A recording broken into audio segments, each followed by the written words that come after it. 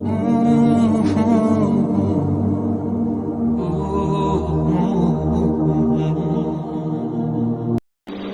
اللہ با اختیار ہے، وہ چاہے تو لمحوں میں زمین کو آسمان اور دعا کو تمہارا مقدر کر دے۔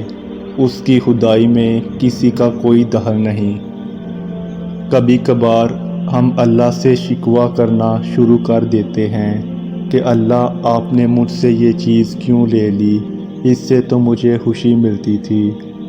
در حقیقت وہ اللہ ہی جانتا ہے کہ وہ خوشی ہمارے لیے وقتی تھی، اور صرف اللہ ہی جانتا ہے ہمارے لیے کیا اچھا ہے اور کیا برا۔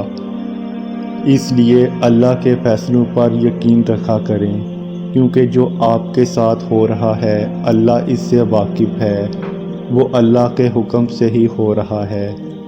اور یقین کریں وہ آپ کو جہاں بھی لے جا رہا ہے آپ کے لیے اسی میں خیر ہے، اور یہ بات آپ کو کافی سفر مکمل کرنے کے بعد پتہ چلے گی۔